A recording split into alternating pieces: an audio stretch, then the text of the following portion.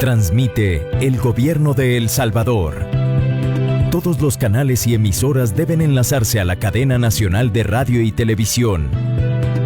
A continuación se dirigirá al país Su Excelencia el Presidente de la República, Nayib Bukele.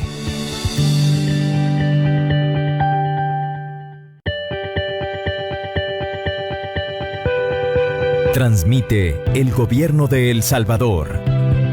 Todos los canales y emisoras deben enlazarse a la cadena nacional de radio y televisión.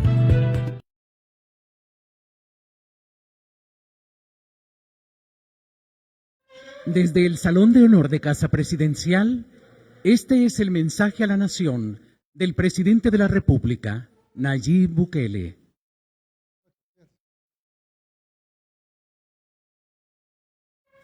Muchas gracias, buenas noches a todos, pueblo salvadoreño, toda la gente que nos ve a través de esta cadena nacional de radio y televisión y a través de las redes sociales.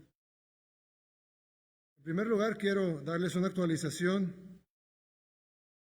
de las pruebas realizadas el día de hoy y sus resultados. Este día se procesaron, recuerden que estamos procesando 2 tandas diarias, así que antes se procesaban 100, pero hemos logrado dividir el trabajo de laboratorio para procesar aproximadamente 160 en 2 tandas de 80. Ya ayer en la noche se hizo un anuncio y en las tandas de hoy, en la primera tanda tenemos 2 casos positivos y en la segunda tenemos 4 casos positivos, es decir, un total de 6 casos nuevos de COVID-19. Eso sube a 19 el número de casos totales que tenemos en nuestro país, detectados. Evidentemente, como lo he dicho en todas las conferencias de prensa, desde antes de que tuviéramos un caso, es probable, muy probable, que hayan muchos casos que no se hayan simplemente detectado. Y ya que hubo 2 casos ya locales, es decir, contagios locales en Santa Ana, aunque estuvieron más o menos bajo un control posterior y se localizaron diversos nexos epidemiológicos, es muy probable que el virus esté recorriendo el país. Es decir, no podemos saber a ciencia cierta quién está contagiado y quién no. Tenemos de los contagiados, de los 6 casos, la buena noticia dentro de la mala es que los 6 son importados, ninguno es un contagio local. Todos fueron captados en los centros de contención, 2 fueron provenientes de Francia, 1 de Estados Unidos, 2 de Colombia y 1 de Brasil.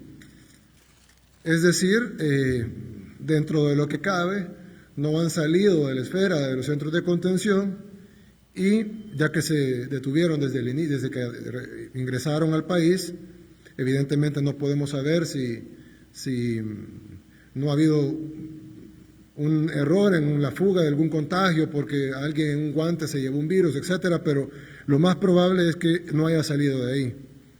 Aparte de eso, tenemos 18 casos sospechosos que se están esperando los resultados de las pruebas.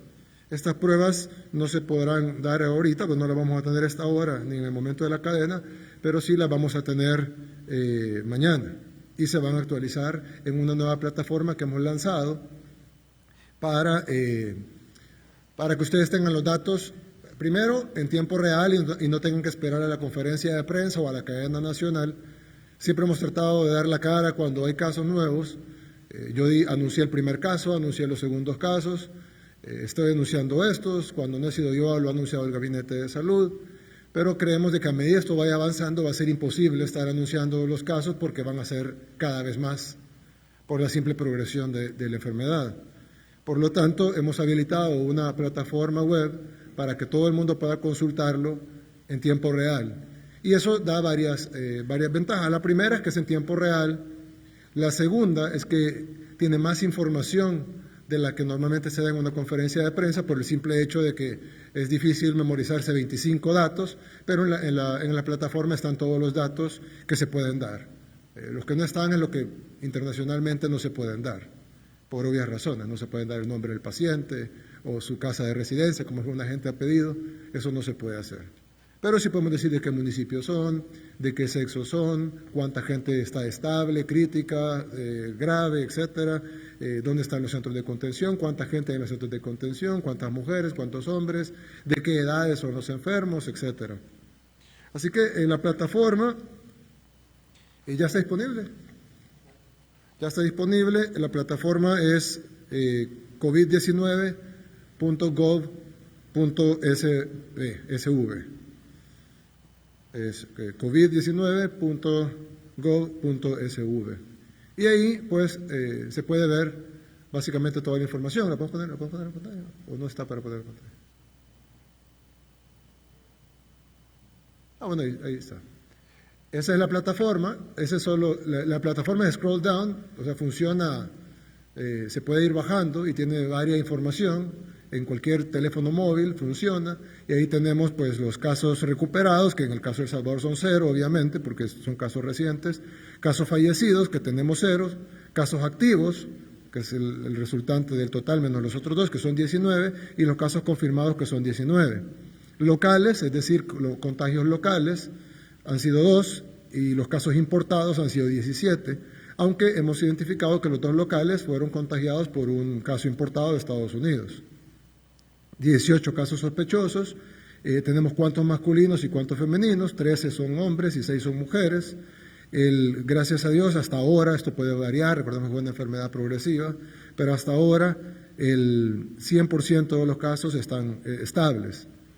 Luego viene el moderado, luego viene el grave y luego viene el reservado, o también llamado crítico. Hasta ahorita no tenemos ninguno de esos. La gente en los centros de contención, lugares de detención de los casos, tenemos la cuarentena domiciliar, y los centros de contención. Y aparte hay más información, si lo pueden.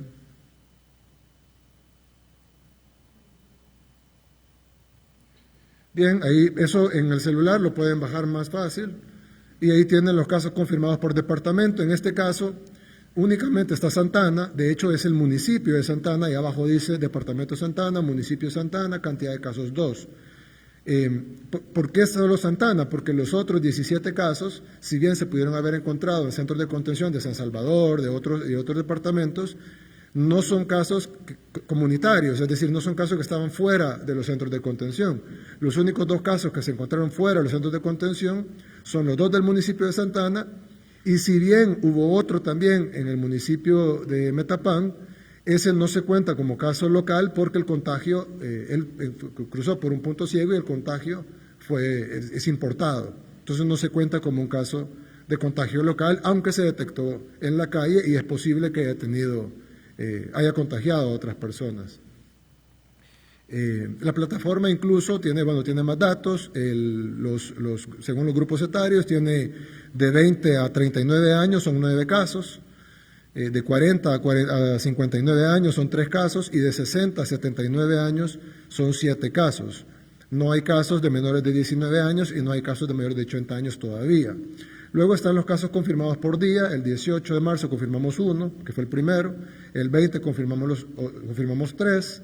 Luego no tuvimos casos en los siguientes 2 días. En el 23 confirmamos 5. El 24 en total teníamos 5, o sea, confirmamos 2, lo que sumó 5. Luego confirmamos 4, lo que sumó 9. Luego llegamos a 13, el 25. Ayer tuvimos 0 casos. Y hoy que sumamos los 6 para llegar a un total de 19. En la gráfica de abajo, en la de arriba, de la superior izquierda, la que estábamos viendo, por favor, en la gráfica superior izquierda tenemos los casos totales, y en la de abajo, los casos confirmados por día, tenemos lo que les acabo de decir. 1 tal día, 0, 2, 0, 0, y la de arriba es la sumatoria. La de arriba básicamente es nuestra curva progresiva. Lo bueno de esta página es de que tiene mucha más información de la que probablemente teníamos antes sobre todos los casos, está presentada de una manera fácil de entender, y la página, además de esta información, tiene otra información como reportes o decretos, y se puede acceder a todo eso. La página se va a ir robusteciendo, se le va a ir metiendo documentos, etcétera, para que sirva de una consulta más integral del tema.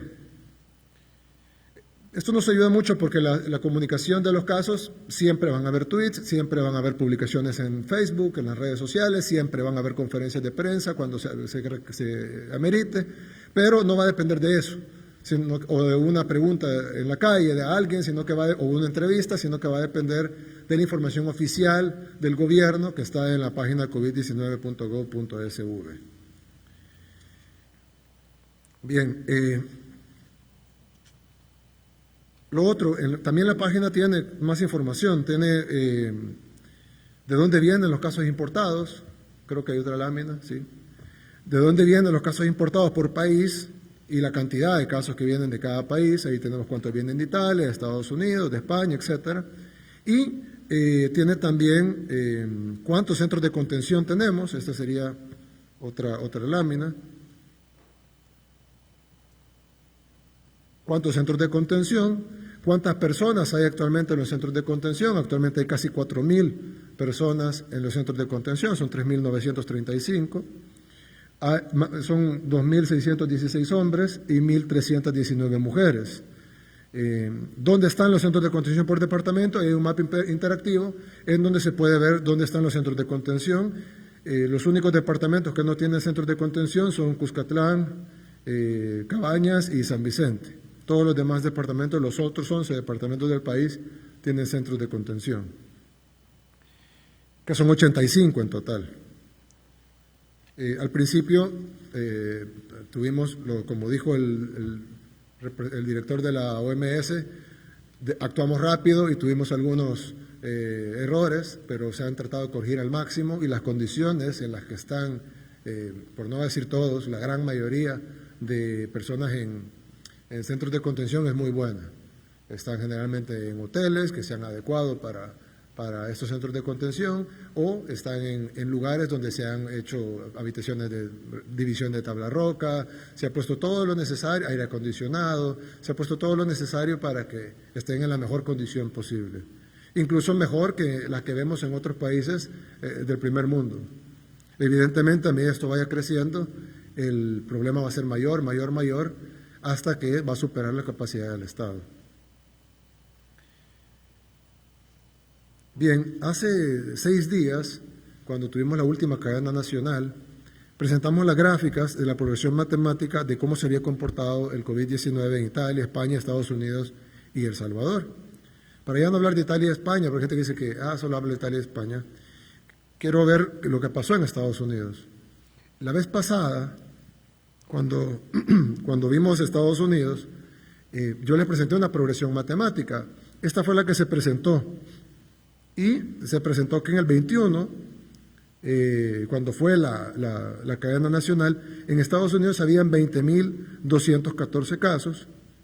Esta proyección, que es básicamente una duplicación cada 3 días, predecíamos que el 24 de marzo íbamos, y ustedes pueden revisar esto en el video de la cadena nacional pasada, dijimos de que en el 24 de marzo, y esto fue hace una semana, Estados Unidos iba a tener 40.000 casos, y que el 27 de marzo Estados Unidos iba a tener 80.000 casos. Sin embargo, nos quedamos un poco atrás, es decir, no solo nos atacaron de alarmistas, dijeron, eso es un alarmismo. Incluso un profesor de estadística publicó un artículo en un periódico diciendo que nuestros cálculos eran alarmistas y que estábamos mintiéndole a la población para infundir miedo, y que era absurdo pensar que esa iba a ser la progresión matemática, y que él, como profesor de estadística, desmentía nuestra proyección. Pero bueno, si acaso no le pegamos, fue porque nos fuimos muy abajo. Porque la realidad, la proyección de los datos actuales que vamos a poner ahorita, es la siguiente. Esos son los datos actuales. En lugar de 20.000, eso sí ya estaba, porque era lo que dijimos en el día, eran datos oficiales de Estados Unidos, pero en lugar de 40.428, tenemos 42.149. Y en lugar de los... no, pero eso está malo.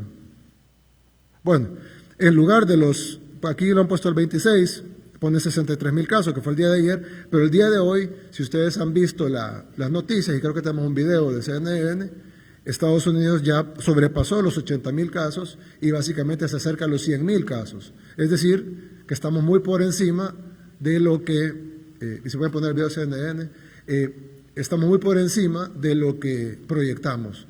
O sea que el profesor de estadística se equivocó en decir que estábamos proyectando algo para infundir miedo, y más bien fuimos muy conservadores en la proyección, y aparentemente el COVID-19 se está expandiendo más rápido de lo que decían nuestras proyecciones.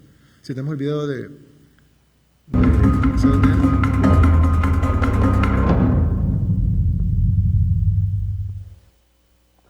Estados Unidos es ya el país epicentro del coronavirus en el mundo. Ya tiene más contagiados que China y las cifras se espera que sigan en aumento. Veamos las cifras más recientes, los datos más recientes sobre cómo esto se va duplicando y triplicando a medida que pasan las semanas. Si se fijan, apenas el 20 de marzo, miren la cifra que había de contagiados, unos 17,000.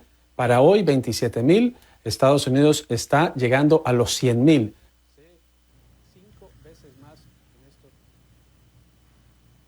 Bien, esta es información de CNN. Como pueden ver, la cifra al día de hoy, esta información de CNN, nosotros no controlamos CNN, mucho menos controlamos la información de los Estados Unidos, dice que al día de hoy, donde nosotros decíamos que iban a haber alrededor de 80,000 casos, pues sí, hay más de 80,000 y básicamente ya hasta ahora ya están llegando a los 100,000 casos, ya pasaron de los 100,000 casos en Estados Unidos, es decir, nos quedamos cortos en nuestra proyección. Así que regresando a la proyección que teníamos, está nuestra proyección que hicimos la vez pasada, están los casos reales que tenemos de acuerdo a la información oficial de los Estados Unidos, que están por encima de nuestra proyección, y luego podemos hacer una proyección futura que ya no es la misma, sino ya es una proyección con base en la información que tenemos de Estados Unidos, que es la siguiente, esta. Por ende, nosotros estamos proyectando que para el día, bueno, ahí está el 27, 84,000, aunque ya dijeron que más de 100,000, para el día 30 tendrían 168,000, y para el día 14 de abril, Estados Unidos estaría superando los 5 millones de casos. Solo con lo que tienen hoy, el gobernador de Nueva York dijo que necesitaban 30,000 ventiladores. 30,000 ventiladores mecánicos, con los casos que tienen ahorita en Nueva York, en el estado de Nueva York, ya no se diga en todos los Estados Unidos. Imagínense lo que van a necesitar cuando tengan 5 millones de casos, y no estamos lejos, estamos a básicamente 17, 18 días de estar ahí. 18 días, un poquito más de 2 semanas. Ahora vamos a nuestro país. ¿Cuál es la progresión que nosotros planteamos inicialmente para El Salvador? Nos dijimos, bueno, si en El Salvador tenemos tantos casos, pues así como los demás países tienen sus progresiones, El Salvador también. Y esta es la progresión que nosotros planteamos para El Salvador, en donde íbamos a tener 3, ya cuando anunciamos 3, que fue el día de la cadena donde anunciamos esos casos nuevos, luego 6, luego vamos a tener 24 para el día 30 de marzo, y así vamos a ir creciendo. Sin embargo, los datos actuales nos dan una diferencia considerable, incluso mayor que la de Estados Unidos, al alza, es decir, no fuimos alarmistas, más bien pecamos de conservadores. La proyección, los datos reales sobre la proyección son estos. Como ven, el día que nosotros vaticinábamos 6, al día siguiente nosotros tenemos 13. Y el 30 estábamos proyectando 24, pero estamos a 27 y ya tenemos 19. Si aplicamos una proyección futura con base a esto, en 3 días tendríamos 38 y así iría subiendo. Pongamos la proyección futura. Esa es la nueva proyección de casos en El Salvador. Es decir, el 30 de marzo, en lugar de tener 24 casos, estamos proyectando tener 38 casos. En lugar de 48, tener 76, y al final, para el 14 de abril, en el mismo tiempo, de la proyección que hicimos a Estados Unidos, estaríamos teniendo, de acuerdo a esta proyección, 1,216 casos confirmados en El Salvador. Esta es una proyección matemática, difícilmente se puede detener, porque aún con las medidas que estamos tomando, y aunque se endurecieran esas medidas, los resultados de esas medidas los vamos a ver hasta dentro de 15 días, que es el tiempo máximo de incubación. Bueno, algunos dicen que es hasta más, pero el tiempo promedio de incubación del virus, y por lo tanto no vamos a ver los resultados antes. Así que esta progresión que estamos viendo ahorita, probablemente pudiéramos afectar el último número un poco, porque son 18 días, pero todos los demás números, el 38, el 76, el 152, el 304 y el 608, difícilmente lo vamos a poder afectar hacia abajo. Sí pudiera ser hacia arriba, definitivamente. Bien, lo que nos dice que esto es mucho más grave de lo que nosotros estábamos pensando. Y hay algo muy importante, y es de que ustedes han visto lo que ha pasado en China, en Japón, en Corea, luego en Italia, en Alemania, en Francia, en España, en el Reino Unido, donde incluso, el primer ministro del Reino Unido está infectado, el príncipe Carlos está infectado, es decir, eso no hace diferencia con funcionarios públicos, realeza, millonarios, pobres, ricos, etcétera. Y básicamente nos está demostrando la implacabilidad de la expansión del virus, porque en diferentes países han tomado medidas mucho más extremas que las nuestras y el virus sigue avanzando de una manera implacable. Cuando yo mencioné también aquí en Cadena Nacional de que era posible de que no se iba a poder velar a la gente o enterrarla, dijeron que era alarmista, que estábamos metiendo miedo. Bueno, Italia ya pasó una ley donde prohíbe la velación de personas que hayan muerto por COVID-19. Es decir, no les permiten a la gente despedirse de sus seres queridos. Y estamos hablando del primer mundo. El gobernador de Nueva York dice que necesita 30,000 ventiladores, pero en 3 días va a necesitar 60,000, y en 3 días va a necesitar 120,000, y en 3 días va a necesitar 240,000 ventiladores, y la progresión del virus continúa así, solo en Nueva York. Por lo tanto, yo he dado instrucciones tanto al Ministerio de Salud como a CIFCO, como al MOP, para incrementar el tamaño del hospital que estamos construyendo en CIFCO. Inicialmente dijimos que íbamos a tener 300 unidades de cuidados intensivos, quiero que llevemos ese número a 1,000 unidades de cuidados intensivos. Ningún país tiene un hospital en Latinoamérica con 1,000 unidades de cuidados intensivos específicas para COVID-19, y además siempre mantener las 2,000 camas hospitalarias. Entonces vamos a tener 2,000 camas de cuidados intermedios y 1,000 camas de cuidados intensivos. Lo más caro de estos son los equipos, y además que están escaseados en el mundo, pero hemos logrado conseguir 1,000 para El Salvador y que vengan rápido, pues que no tengan que ser hechos, sino que ya están en stock y podemos, primero Dios, tenerlos cuando el hospital esté terminado. El problema es que tenemos que ganar tiempo para terminar el hospital, porque el hospital va a estar en 2 meses y medio y no tenemos ese tiempo.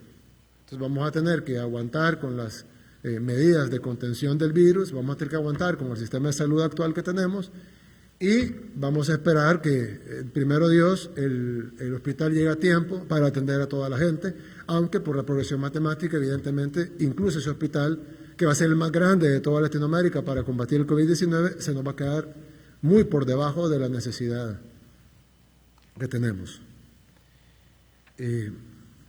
Quiero decir que ustedes vieron lo que sucedió el día de ayer en la Asamblea Legislativa, a presión de alguna gente que además manejan las redes sociales de la ANEP, porque son los que han estado más incisivos en eso, y básicamente lo que se votó ayer era un saqueo de la ANEP hacia el Seguro Social, básicamente dejándolo quebrado, y lo peor es que, bueno, yo siempre he estado en contra de la privatización del Seguro Social, y creo que la mayoría de salvadoreños lo estamos, pero esta ni siquiera era una privatización, era un regalo del Seguro Social, porque el Seguro Social tiene reservas de alrededor de $200 millones, y ellos pretendían que pagara $320 millones al mes a ellos, básicamente.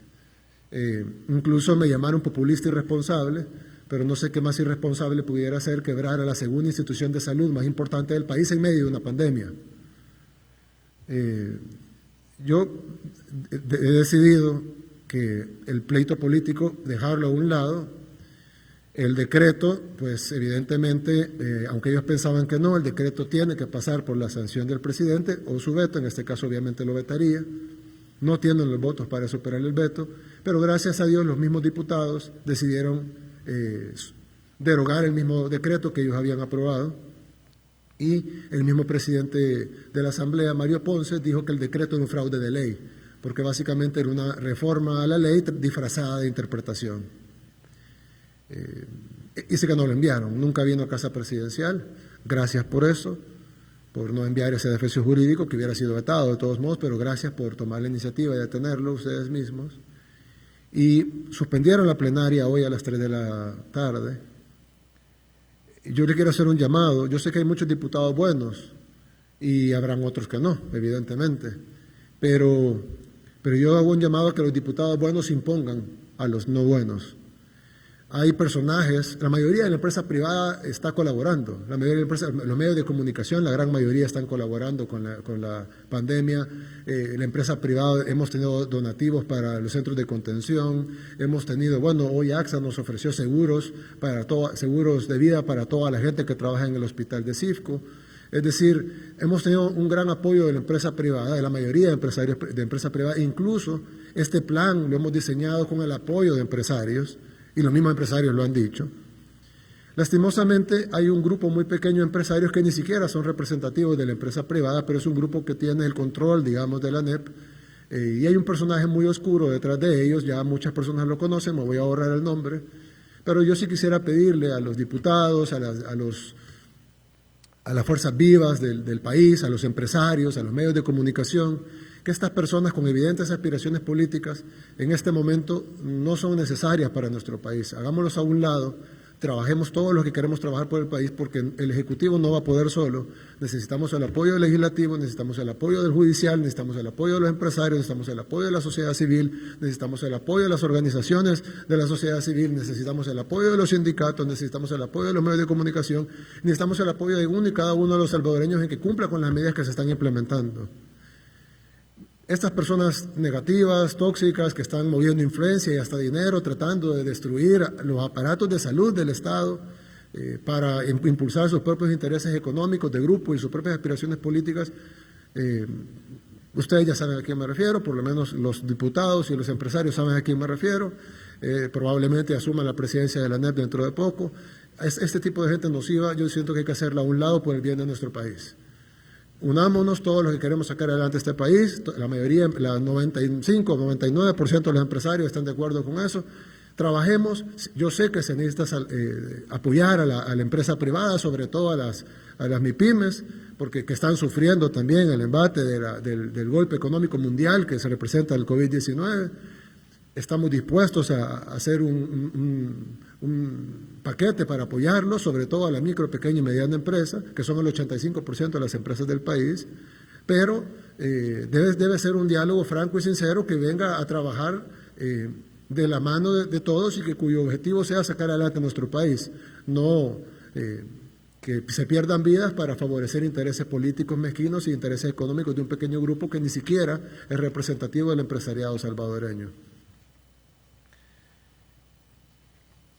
Así que yo les quiero hacer ese llamado a los diputados: lúzcanse, de verdad, lúzcanse ante la población, y si la población dice que buenos diputados tenemos, votemos por ellos en la próxima elección. Créanme, a mí las elecciones ya ni siquiera están en la prioridad de mi mente. Incluso el día a día del gobierno se ha olvidado, todo el gabinete está en función de esto. Es decir, desde que empieza el día hasta que termina, a la hora que termina, a veces no termina y ya empezó el siguiente. Y estamos en el COVID-19, estamos en contención, estamos en medicamentos. Yo he estado hablando en la madrugada con los distribuidores de hidroxicloroquina, que es un medicamento que ha probado ser efectivo. Por favor, no se lo vayan a automedicar. Es un medicamento muy peligroso, puede causar severos daños al cuerpo humano, severos daños al cuerpo humano. No es un profiláctico, no es que si me lo tomo no me va a dar COVID-19. Si alguien tiene acceso a ese medicamento, por favor no se lo vaya a tomar, a menos que tenga una prescripción médica para utilizarlo. Tampoco es de confundir la cloroquina con la hidroxicloroquina. La cloroquina es un medicamento para la malaria. Y la hidroxicloroquina se ha probado en varios estudios clínicos en Francia y en Estados Unidos, que mezclado con acitromicina ha curado a varios pacientes de COVID-19 en 5 o 6 días. Se les da varias dosis, está ya regulado. Básicamente todo el mundo está peleando por este medicamento que se está volviendo escaso. Sin embargo, yo creo, no puedo prometerlo, pero yo creo que El Salvador va a poder garantizar 2 millones de dosis. Eso serviría más o menos para 100,000 pacientes. 100.000 pacientes que necesiten esto, que quiere decir no a los que les da suave, sino a los que lo necesiten, ya que no es un medicamento que se puede usar a la ligera. Incluso ofrecimos mandar aviones a traerlo. Bueno, hay una cadena de producción complicada ahorita en el mundo, la mayoría de aeropuertos están cerrados, pero estamos cabildeando para conseguirlo. Entonces es un momento en donde tenemos que trabajar para construir los hospitales, mejorar los que tenemos, preparar. No tenemos la cantidad de intensivistas necesarios para tener 1.000 unidades de cuidados intensivos. Tenemos que preparar intensivistas, enfermeros intensivistas, doctores intensivistas. No es tan fácil. Epidemiólogos. Vamos a pedir apoyo de países amigos, todos los países con los que tenemos relaciones diplomáticas. Vamos a entrenar salvadoreños, vamos a graduar anticipadamente salvadoreños que estén estudiando medicina.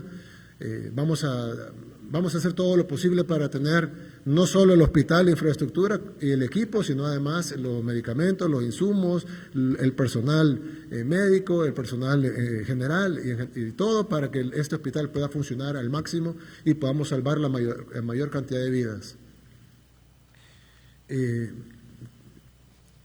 Quiero decir que los diputados tienen también en sus manos varios decretos que son muy importantes.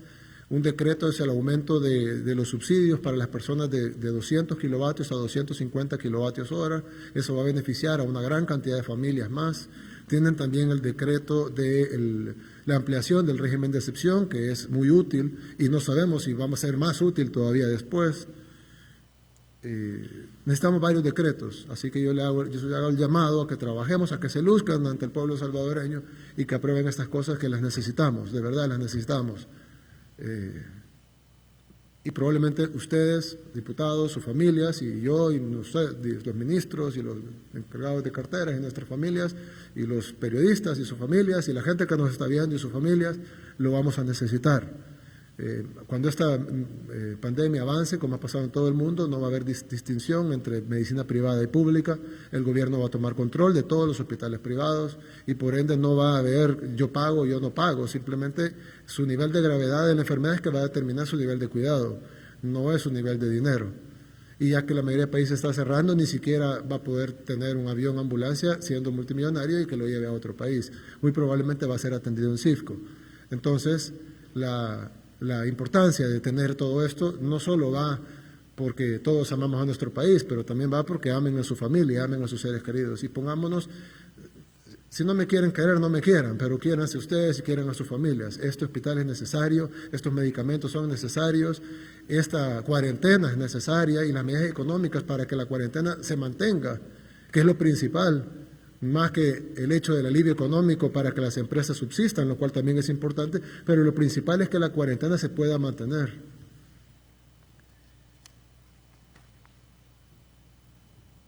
Bien, luego vamos a anunciar también el decreto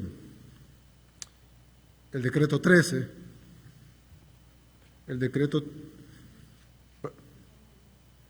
es la reforma al decreto 12.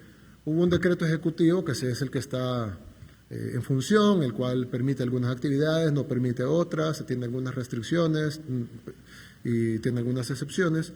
Pues vamos a reformar ese decreto para hacer más claras algunas cosas y para restringir algunas cosas más que no consideramos vitales en este momento. No lo voy a leer todo porque es muy largo, sin embargo lo vamos a subir a las redes sociales y lo vamos a dejar, también lo vamos a subir a la página del covid19.gov.sv y también se lo vamos a dar a todos los medios de comunicación para que lo puedan compartir. Sin embargo, voy a mencionar algunas cosas. El artículo 1 dice: el presente decreto tiene por objeto declarar el territorio nacional como zona sujeta a control sanitario y tomando como medidas sanitarias extraordinarias la restricción de permanecer en sus casas de habitación o de residencia de todas las personas que no sean las estrictamente señaladas en este decreto, con el objeto de prevenir el peligro de propagación de la pandemia COVID-19, para lo cual se dictan y desarrollan medidas de prevención y contención sanitarias. Luego, las personas que pueden circular en el periodo de cuarentena son las personas cuya necesidad sea producto farmacéutico, es decir, si tiene que ir a comprar a la farmacia, tratamientos médicos o otros que por emergencia deban acudir a un centro asistencial o mercados o supermercados para abastecimiento de alimentos, bebidas, artículos de primera necesidad y en este caso, en los últimos casos, pues en el caso de los de los mercados y supermercados solo se puede realizar una persona por familia 2 veces por semana. Las personas que se desplacen al lugar de trabajo, efectuar su prestación laboral o profesional o empresarial, solo en los casos permitidos por este decreto. Las personas cuyo objeto sea la asistencia y cuidado de niños y niñas, adultos mayores, personas con discapacidad o personas especialmente vulnerables por enfermedades crónicas, que deban desplazarse a un lugar de emergencia o atención médica periódica, inclusive si estas personas tuvieran que desplazarse a un centro hospitalario o clínica. Y bueno, hay varias ahí, ¿verdad? Los empleados del gobierno, salud, Fosalud, CONA, ISNA, bomberos, etcétera. Los miembros de los consejos municipales, los miembros de protección civil municipal, los miembros del cuerpo de agentes metropolitanos, que deberán colaborar con la Policía Nacional Civil y con el Ejército. Los empleados administrativos de dicho municipio, pero únicamente lo que sean estrictamente necesarios para el funcionamiento de las cosas vitales para la población, como por ejemplo los cementerios y los mercados municipales, el tren de aseo y los mercados municipales, estos últimos únicamente para la venta de alimentos, la venta de enseres de limpieza y de medicamentos, nada más. Y cuando hablamos de alimentos, hablamos de canasta básica, no hablamos de cócteles, sopas, no, estamos hablando de venta de comida para canasta básica. También los magistrados, jueces y empleados de los tribunales, pero únicamente los que conforme a la Constitución y a la Ley de Emergencia Nacional no pueden diferirse sus actividades constitucionales, y los empleados de la Corte de Suprema Justicia y el Instituto de Medicina Legal, pero al mínimo, únicamente el estricto mínimo necesario para cumplir con la pandemia. Los demás deben ser enviados a casa, con salario. Las personas que prestan servicio de distribución de alimentos, productos de primera necesidad. Bueno, hay otros del gobierno, los diputados y los empleados administrativos de la Asamblea Legislativa, únicamente los estrictamente necesarios para la pandemia. No pueden tener empleados que estén haciendo otras cosas que no tengan que ver con decretos o cosas que sean directamente relacionadas con la pandemia. Los demás deben ser empleados a casa, igual los del Tribunal Supremo Electoral, igual con el Ministerio Público, Fiscalía General de la República, que es parte del Ministerio Público, la Procuraduría, etcétera. Las personas que laboran en vehículos de carga, de transporte de mercadería, distribución de mercaderías, que sean parte de la cadena de suministro alimentaria y primera necesidad de productos o cuya actividad sea de importación o exportación de mercadería. Los call centers, se está diciendo que los call centers pueden operar desde ahora en adelante, para aclararlo, o aquí queda mucho más claro en esta reforma al decreto 12, en el artículo 3, únicamente podrán funcionar los call centers de atención de medicamentos, alimentos a domicilio, por ejemplo, si quieren pedir una pizza o si quieren pedir, eso sí funcionan, servicios de electricidad, telecomunicaciones, servicios bancarios, financieros y servicios médicos. No pueden funcionar los call centers que estén brindando servicios a otros países, ni tampoco pueden funcionar los call centers que están dando servicios de otro tipo de cosas. Y además, en su funcionamiento tienen que guardar las reglas de distanciamiento, lavado de manos, colocación de alcohol gel visible, entrega de mascarillas, etc. También las personas los de las maquilas, por ejemplo, hay empresas que dicen, bueno, nosotros hacemos sábanas para los hospitales, y es cierto, pero hacen un 5% de sábanas para hospitales, el otro 95% son camisetas de Mickey Mouse. Entonces, el país ahorita no necesita camisetas de Mickey Mouse ni que exporten camisetas de Mickey Mouse. Sí necesitamos sábanas de hospitales, sí necesitamos gabachas, sí necesitamos ropa para trabajar para el equipo médico, entonces eso sí. Pero se va a verificar que únicamente estén trabajando en eso. No pueden estar haciendo camisetas de Mickey Mouse, ni Adidas, ni Nike, ni nada de exportación, ni nada para vender. Es únicamente para las cosas que se necesitan para la pandemia. Y el Ministerio de Trabajo va a supervisar que eso sea así y que se cumpla las nuevas disposiciones del decreto. So pena de caer en el cierre total de la empresa y el decomiso o multas que diga la ley.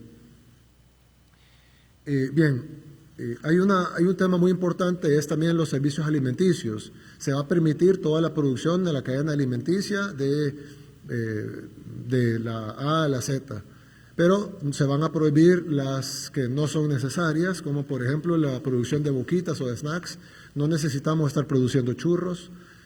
Hay miles de personas haciendo churros, eso no tiene sentido, haciendo truck tricks. No necesitamos ese tipo de cosas, hay un stock, ojalá dure, pero si hace falta eso no va a pasar nada. Lo que no puede hacer falta es la carne, el huevo, el arroz, el frijol, el maíz, es decir, la mayoría de las verduras, pero sí puede hacer falta boquitas o dulces o qué sé yo, ¿no? Entonces todas esas cosas sí deben de ser suspendidas, sobre todo cuando estamos teniendo trabajadores pegados uno con otro haciendo churros. Eso no tiene sentido, eso solo es para hacer dinero, y ahorita la parte de hacer dinero se va a poner a un lado para beneficiar a la salud y la vida de los salvadoreños. Bien, lo otro que quería decir es que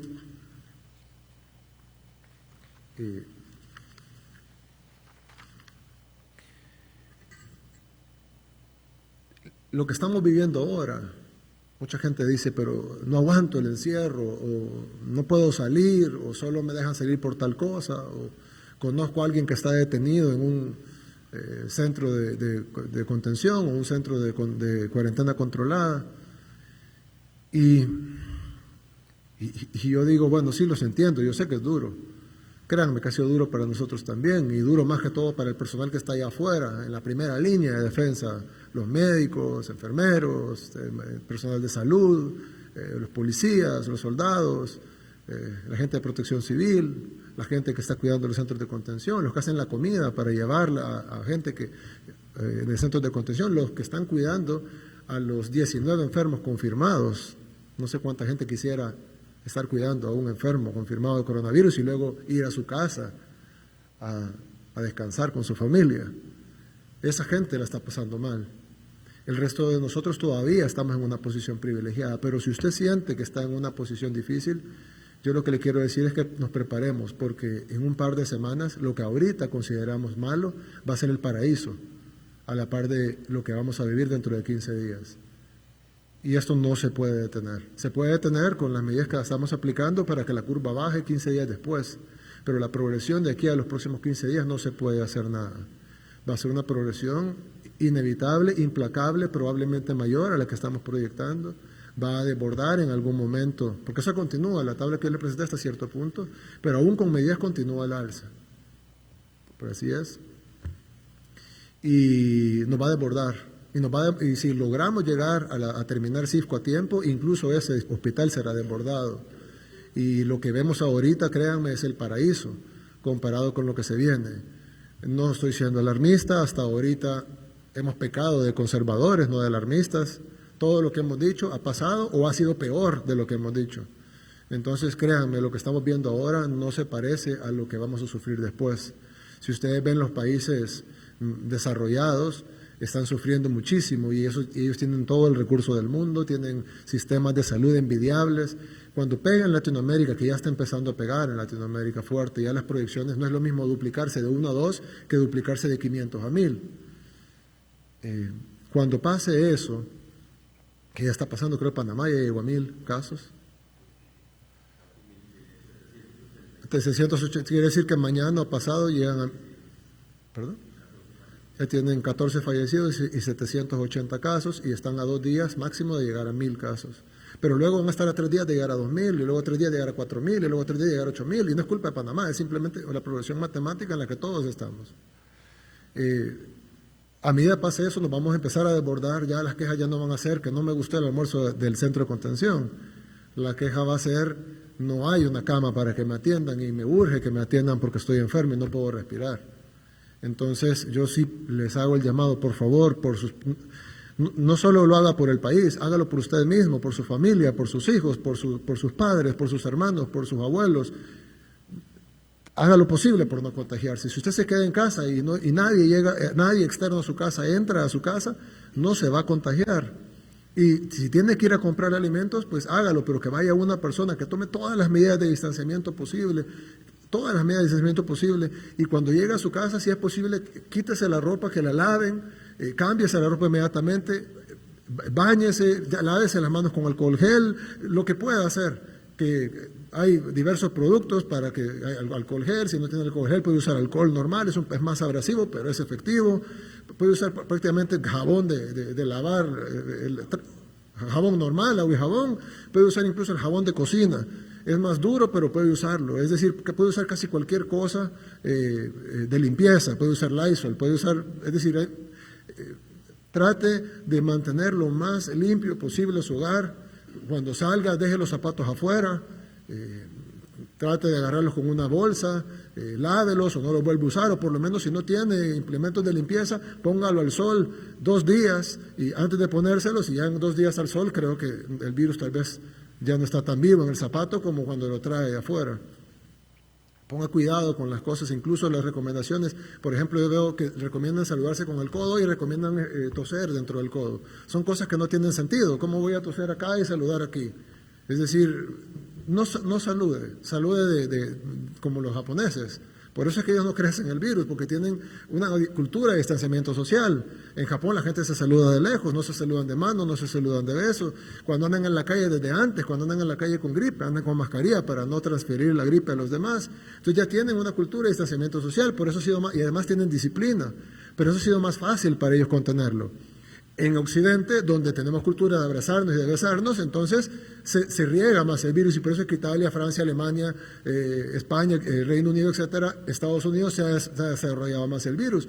Pero incluso en esos países son más disciplinados que nosotros. En esos países la gente no bota basura en la calle, la gente no se pasa a los semáforos, no se tira a los altos, no hace tercera fila cuando solo hay 2. En nuestro país sí. Y entonces yo cuando me pongo a pensar, bueno, ok, si en países con alta disciplina han logrado más o menos contener el virus, en países con menos disciplina como Europa y Estados Unidos se ha desbordado totalmente el virus, ¿qué va a pasar en Latinoamérica donde no tenemos ni siquiera la disciplina que tienen en el primer mundo? Y que no tenemos el sistema de salud que tienen en el primer mundo.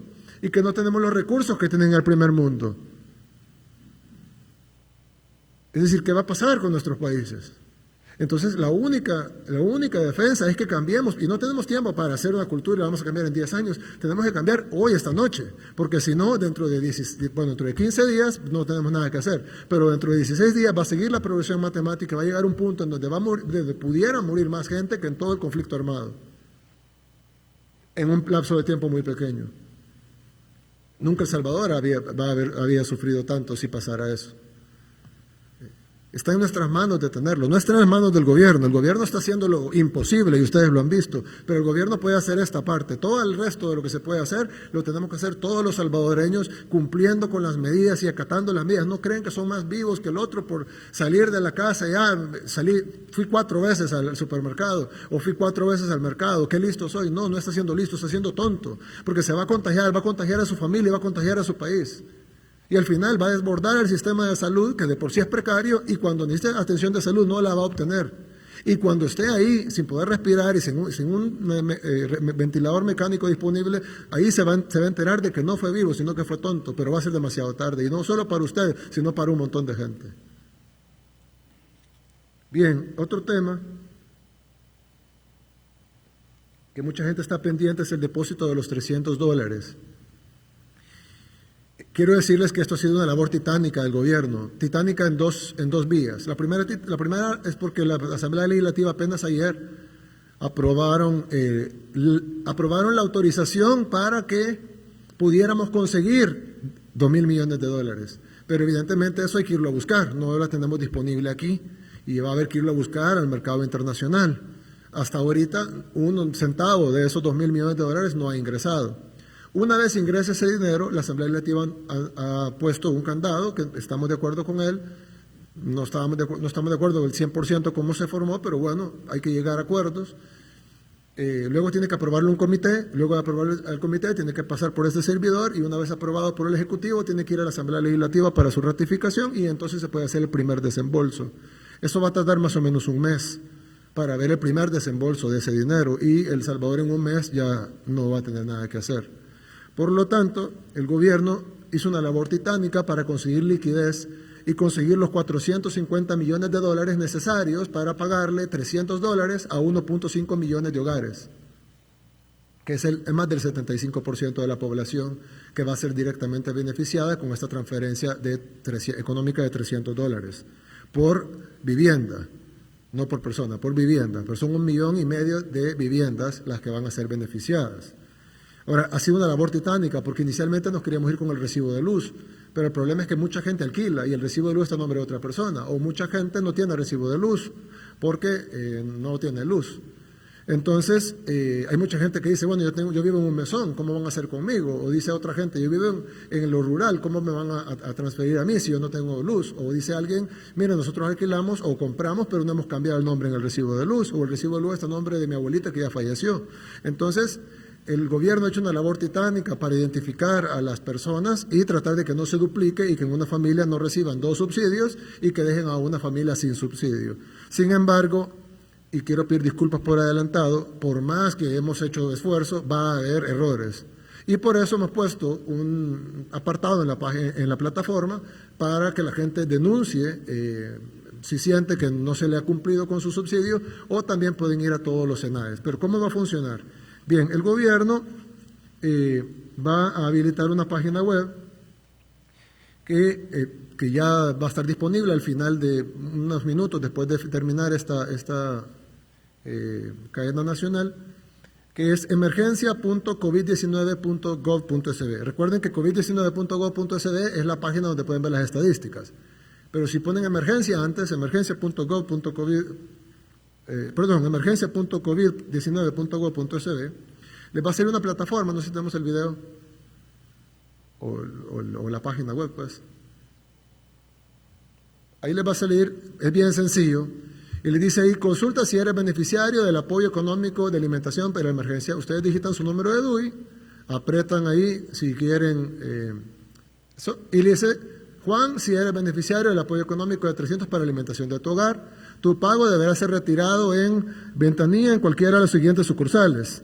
Y ahí hay un botón para ver las sucursales. Y dice el día que lo puede retirar. En el caso de Juan, que es la persona que ha digitado su DUI en esta plataforma, lo puede retirar el 28 de marzo.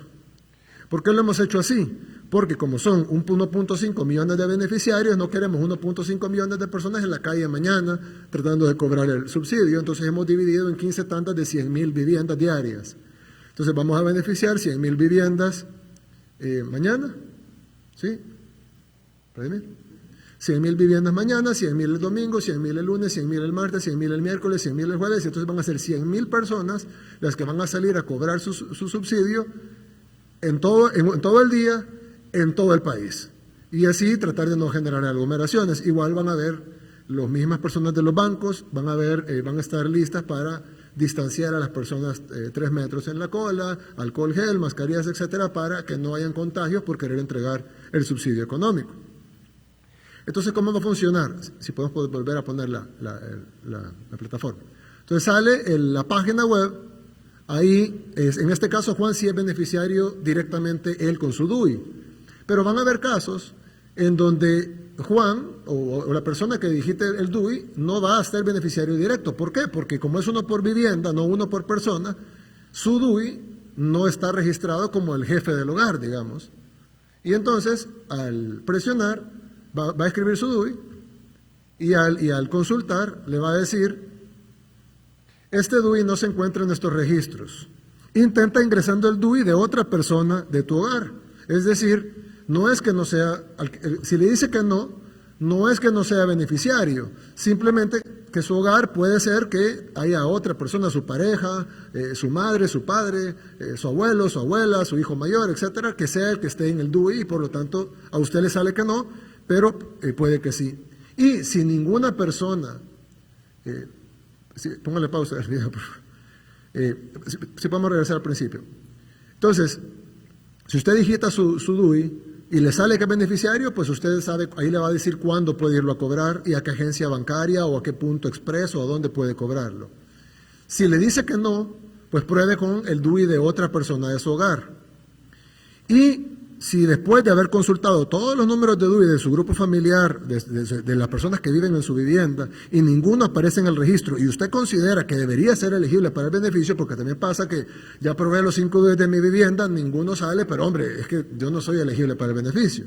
Pero si sale, que si yo creo que soy elegible y ya probé los 5 DUI y ninguno me salió, entonces tiene 2 formas de reclamar. Una es ir a uno de los SENADES que están en todo el país y ahí están las ubicaciones de los SENADES, va al SENADE, si lo paran en la calle usted dice voy al SENADE porque no aparecía en la lista de los 1.5 millones de DUI que tiene la plataforma, y ahí están las direcciones y los horarios en donde puede ser atendidos en persona. Ahí están en todos los departamentos. Y hay varios departamentos, y están todos los departamentos, los sean donde pueden ir. Si quieren hacerlo vía internet, pueden ingresar su solicitud, ingresa su DUI, ingresa su teléfono, ingresa la información que tienen en el recibo de energía eléctrica, como está haciéndolo vía internet, asumimos que tiene energía eléctrica, y si no, pues puede prestarle, tiene que ir al SENADE, pues. Y ahí escribe toda la información y su comentario y lo envía, y nosotros nos vamos a poner en contacto con usted para ver cómo podemos hacerle llegar el subsidio. Si de nuevo usted ya ingresó su DUI, no sale beneficiado, ya ingresó todos los DUI de las personas que viven en su vivienda, ninguno sale beneficiado y usted sigue creyendo que usted debe ser beneficiado. Entonces puede poner su reclamo y nosotros, si el reclamo es justo, una persona de trabajo social va a llegar, va a verificar su vivienda y va a decir, sí, este grupo familiar debería recibir el subsidio y por algún motivo no está incluido y no lo va a poder recibir. Los subsidios se van a empezar a pagar a partir de mañana a las primeras 100,000 familias, el domingo a las segundas 100,000 y así hasta llegar al 1.5 millones de familias, y esperamos que en estos 15 días resolver los errores que van a ir saliendo y las personas que van a reclamar que no están en el subsidio y que deberían de estarlo. El objetivo del gobierno es llegar a todos, pero quiero que entiendan la labor titánica que ha sido para nosotros definir quiénes deberían recibir el subsidio y quién vive en cada vivienda, sin tener tiempo de hacer un censo nacional. Ha sido muy difícil. Nuestro equipo de innovación digital, con el Ministerio de Economía, con el Ministerio de Hacienda, con el Ministerio, con otro montón de ministerios, que dan trabajo, salud, etcétera, que han dado la información de artistas, en el caso de cultura, han dado la información de pescadores, han dado la información de campesinos. Es decir, hemos tratado de llegar al número que dijimos, ¿no? 1.5 millones de hogares, pero no dudo que más de alguien se habrá quedado fuera de la lista, pero ahí está la forma de reclamar. Lo otro, la mayoría de las personas arriba del 80-85% no tienen cuenta bancaria, ni tarjeta de débito, ni nada, y entonces la entrega va a ser con su DUI. Es decir, usted tiene el DUI, el que sale registrado en la página como beneficiario.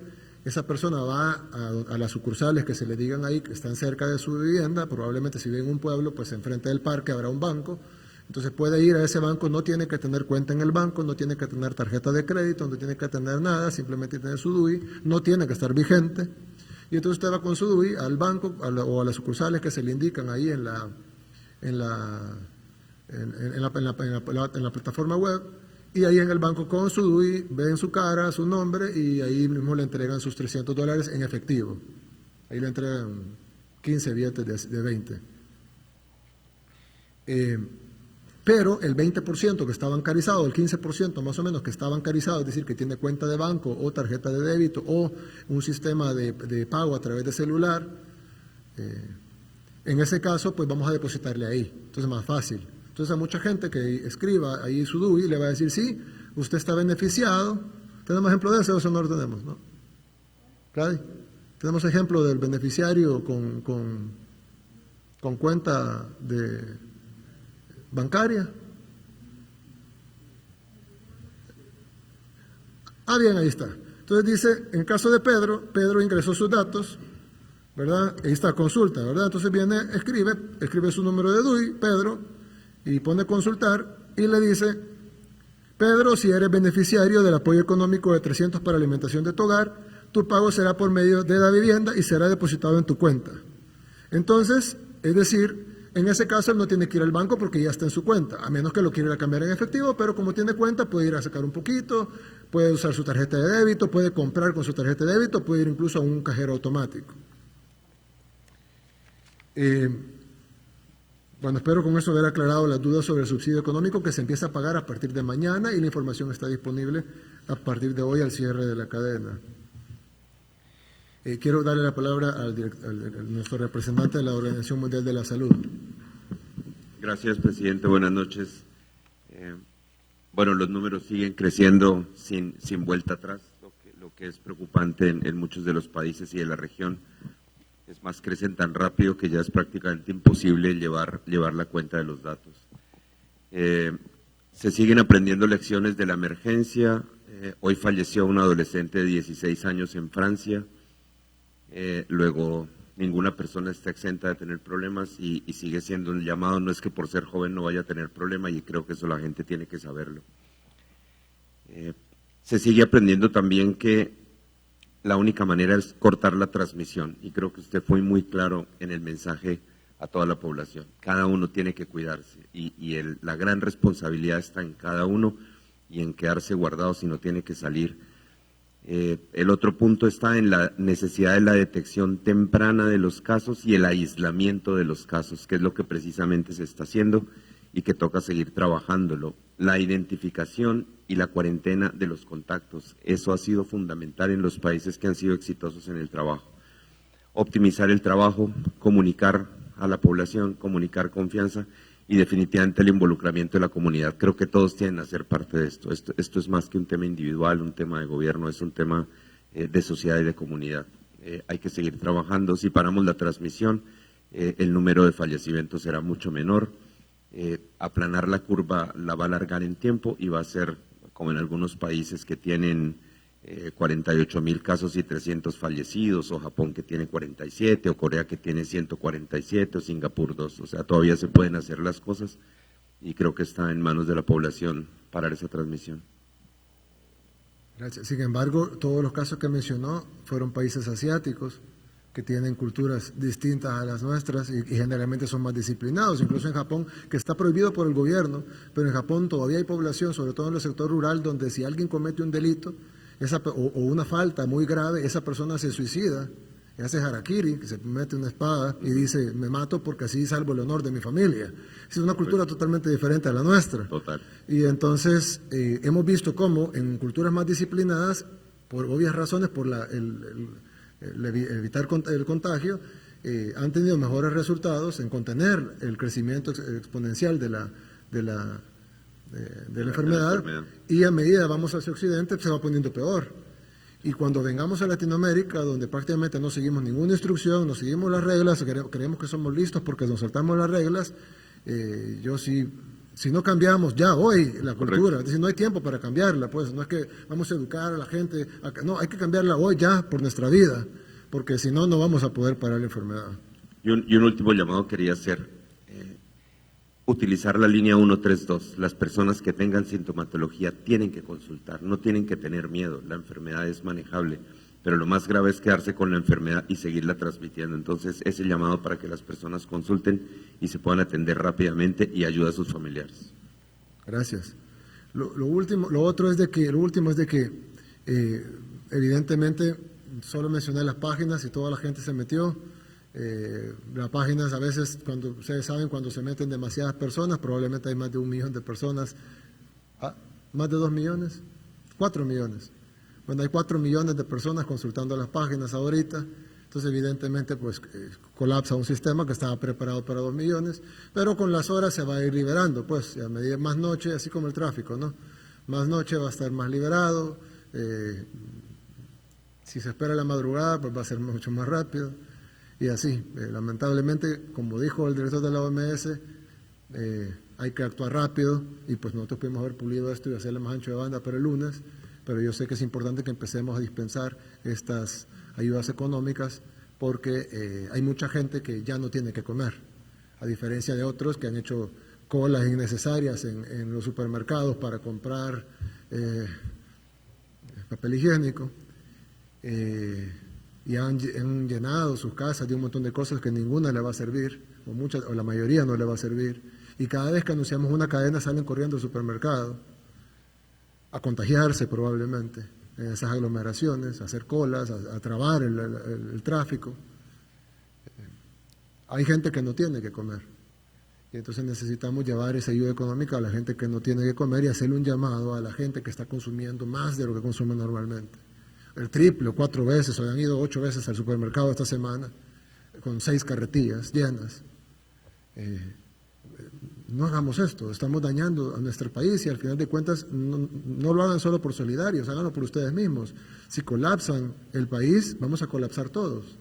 Entonces ahorremos todo lo que podamos ahorrar, consumamos lo menos que debamos consumir, sobre todo en cosas que no se necesitan. Está bien que se alimenten bien, si pueden, es lo mejor que pueden hacer, pero hay un montón de cosas, los seres de limpieza, excelente que compren de eso, Pero hay un montón de cosas que son innecesarias y que son compras de pánico que además no tendrían por qué hacerla hoy, si los supermercados siempre pueden ir mañana, pueden ir el lunes, si no se le ha acabado a la cena, no vamos a restringir la cadena alimenticia de la gente.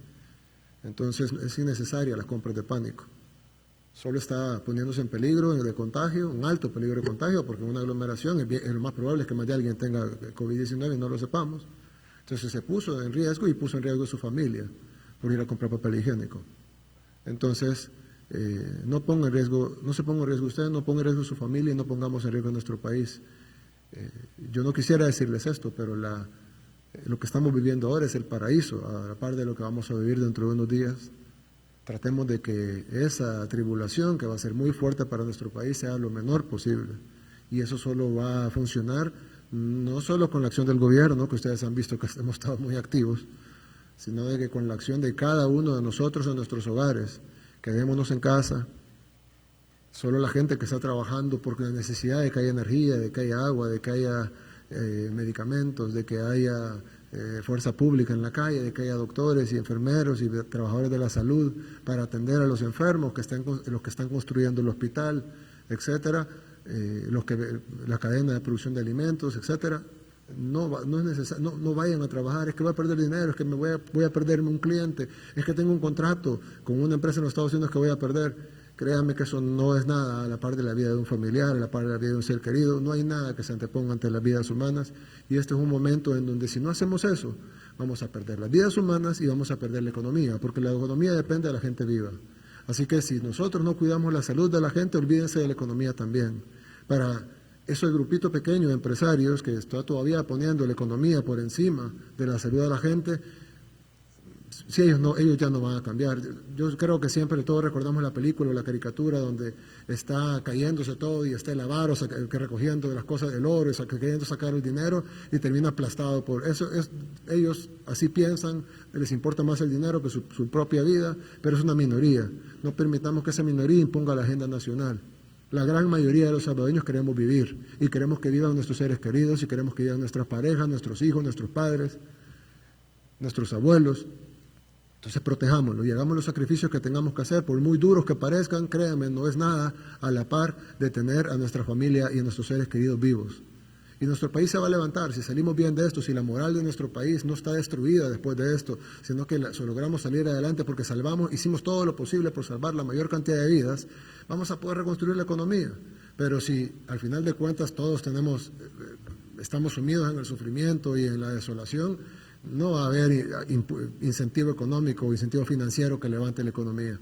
Así que pongamos la salud primero, sigamos las recomendaciones, tomemos medidas adicionales incluso a las que el gobierno está poniendo si podemos hacerlo, pidámosle a Dios por protección